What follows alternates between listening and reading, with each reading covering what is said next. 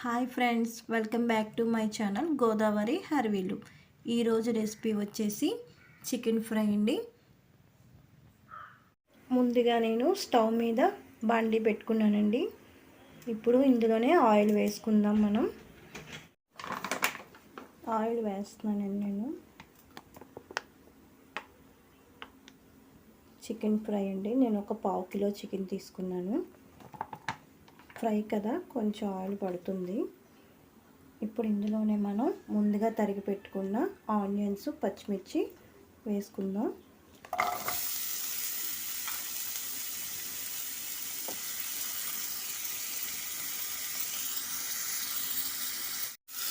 ఒకసారి కలుపుకున్నామండి.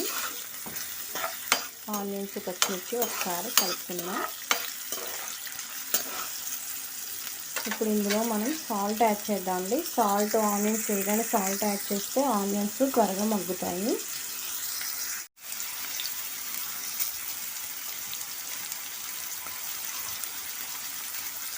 సరిపోతుందండి సాల్ట్. ఇప్పుడు ఒకసారి కలుపుకుందాం. మనం ఈ ఆనియన్స్ మగ్గినాక మనం అల్లం వెల్లుల్లి పేస్ట్ వేసుకుందాం. కదండి, ఆనియన్స్ మగ్గిపోయింది. ఇప్పుడు ఇందులో మనం అల్లం వెల్లుల్లి పేస్ట్ యాడ్ చేసుకుందాం. ఈ అల్లం వెల్లుల్లి పేస్ట్లోనే నేను జీలకర్ర, ధనియాలు వేసి మిక్స్ చేసుకున్నానండి. అది ఇప్పుడు వేసుకుందాం.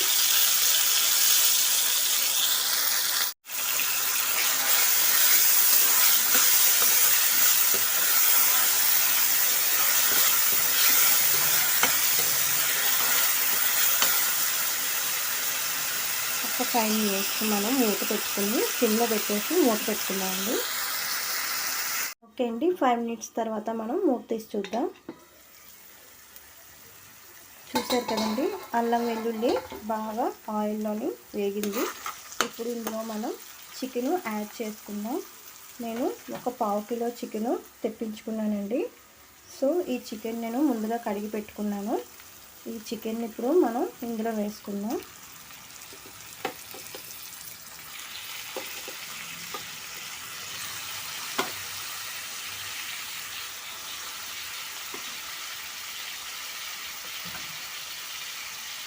ఒకసారి కలుపుకుందామండి.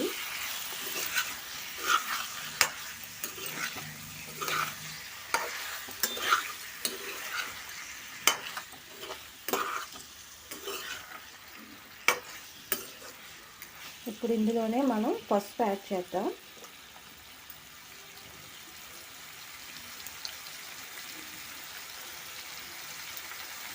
సరిపోతుంది. ఒకసారి కలుపుకుందాం.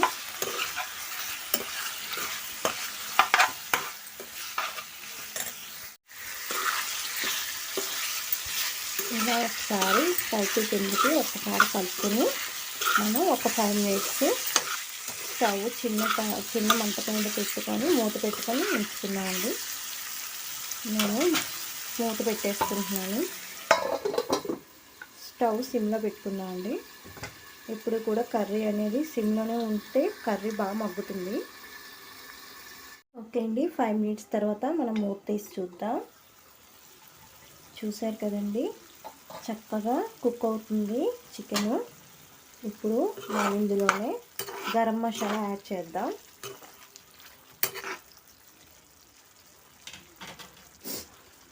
గరం మసాలా వేస్తున్నాను నేను.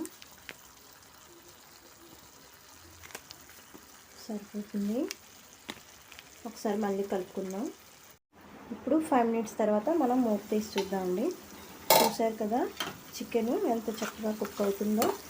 ఇప్పుడు మనం ఇందులోనే కారం యాడ్ చేద్దామండి. ఇప్పుడు కూడా కర్రీ అనేది బాగా కుక్ అయ్యాకనే కారం వేసుకోవాలి మనం. సో ఇప్పుడు మనం ఇందులోనే కారం యాడ్ చేద్దాం.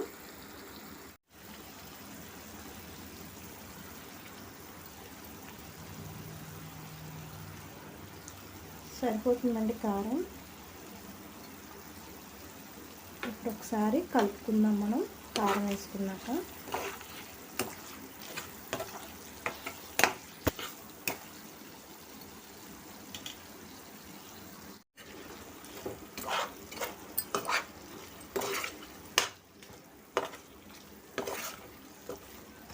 ఒక మొత్తం అంతా కారం అంతా ముక్కలకి పట్టేలాగా కలుపుకుందాం.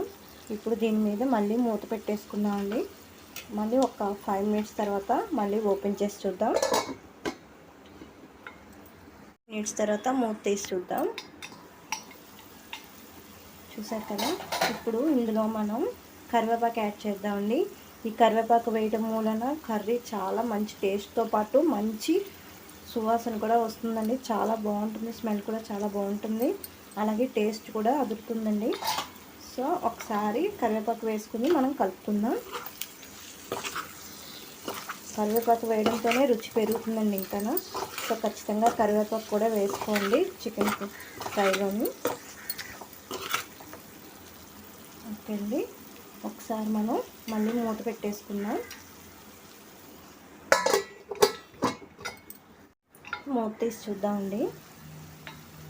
చూసారు కదండి, ఇప్పుడు ఇందులోనే ఒక్క చుక్క వాటర్ యాడ్ చేస్తానండి. ఎక్కువ వేయకండి, ఒక్క చుక్క చూడండి, కొంచెం చాలండి.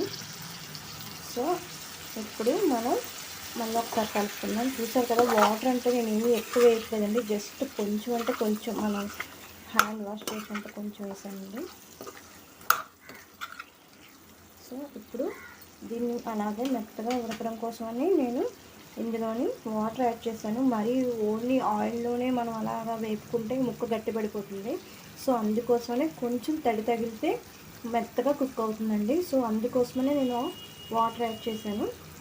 మొత్తం అంతా ఆయిల్లో వేగితే ముక్క కూడా గట్టిపడిపోతుంది. సో కొంచెం అంటే కొంచెం వాటర్ యాడ్ చేసుకొని మళ్ళీ మనం మూత పెట్టుకుందాం. ఇలా చేయడం వలన ఫ్రై మెత్తగా బాగుంటుందండి. సో ఖచ్చితంగా ట్రై చేయండి మీరు కూడా. 5 మినిట్స్ తర్వాత మనం మూత తీసి చూద్దాం. చూసారు కదండి, కర్రీ పర్ఫెక్ట్గా ఫ్రై అయింది. ఇప్పుడు మనం ఇలా ఉంటుంది కానీ స్టవ్ ఆఫ్ చేసుకుందాం. ఓకే అండి, దీన్ని నేను ఒక బౌల్లోకి తీసుకుంటాను. ఓకే అండి, మనం దీన్ని ఒక సర్వింగ్ బౌల్లోకి సర్వ్ చేసుకుందాం. చూసారు కదండి, గుమగుమలాడే చికెన్ ఫ్రై రెడీ అయిపోయింది. ఓకే ఫ్రెండ్స్, ఈ వీడియో కానీ మీకు నచ్చినట్టయితే లైక్ చేయండి ఫ్రెండ్స్, సబ్స్క్రైబ్ చేయండి. Thank you.